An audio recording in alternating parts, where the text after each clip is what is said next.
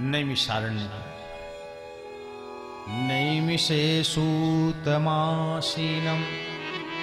अभिवाद्य महामतिम् कथामृतरसास्वाद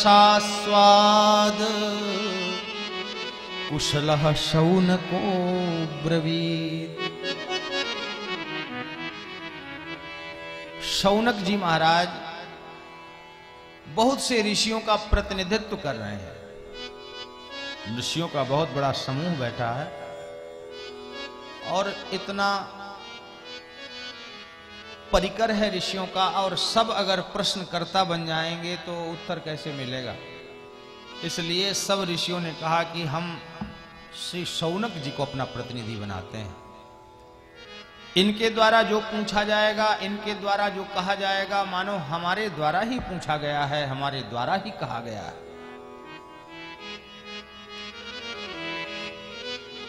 किससे पूछ रहे हैं? श्री सूत जी महाराज।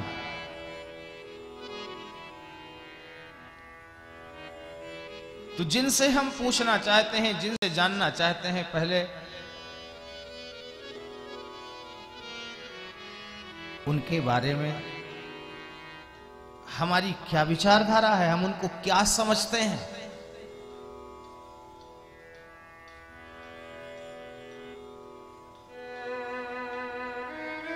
ज्ञान तो गुरु से मिलता है, ज्ञान तो ऊंचाई से आता है, ज्ञान तो श्रेष्ठ से आता है। तो श्री शौनक जी ने सूत जी को आदर दिया और आदर देकर प्रणाम करके उच्च सिंहासन पर बिठाकर क्या कहा? अज्ञानध्वांत विध्वंस कोटि सूर्य समप्रभा सूताख्या हि कथा सारम मम कर्ण रसायनम। श्री शौनक जी कहते हैं, महाराज आप अज्ञान रूपी अंधकार को मिटाने के लिए करोड़ों सूर्यों के समान हैं। अज्ञान रूपी अंधेरे को मिटाने के लिए आप करोड़ों सूर्यों के समान हैं। श्री सूत जी ने कहा, महाराज आज तो नई बात हो गई। करोड़ों सूर्यों की कहां आवश्यकता है? अरे एक सूर्य के उदय होते ही सारे जगत का अंधकार तब मिट जाता है। शौनक जी ने कहा, गुरुदेव आप ठीक कह रहे हो, पर ये अंधेरे को, रात्रि के तिमिर को मिटाने के लिए एक सूर्य पर्याप्त है।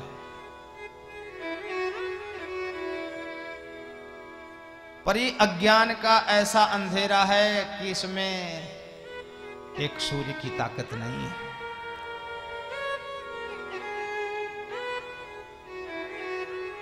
आप इस अंधेरे को, अज्ञान को मिटाने के लिए परम प्रकाशवान हैं। तो क्या सुनना चाहते हो? कथा सुनाऊं तुम्हें? बोले नहीं महाराज, कथाएं बहुत सुन ले, अब तो कृपा करके कथा का सार सुना दो।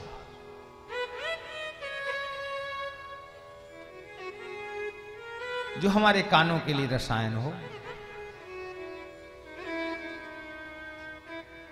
महाराज समस्याएं बहुत सी हैं, हर समस्या का अलग अलग समाधान होता है। रोग अनेक हैं, अनेक रोगों की अनेकों औषधियां खानी पड़ेंगी।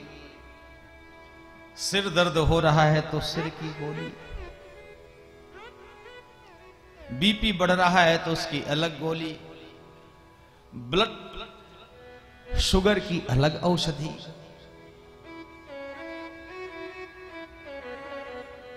तो महाराज हमें अलग अलग औषधि न खानी पड़े, कुछ ऐसी कृपा कर दो कि एक ही दवा से सारा काम हो जाए।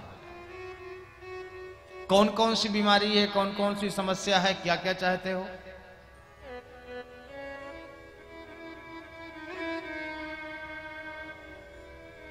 भक्ति ज्ञान विरागाप्तो विवेको वर्धते महान माया मोह निरासश्च वैष्णवै क्रियते कथम। महाराज भक्ति की प्राप्ति हो जाए, ज्ञान की प्राप्ति हो जाए, वैराग्य आ जाए, भक्ति के साथ साथ विवेक भी आ जाए। केवल भक्ति नहीं चाहिए महाराज, केवल ज्ञान नहीं चाहिए, केवल वैराग्य नहीं चाहिए, विवेक भी चाहिए।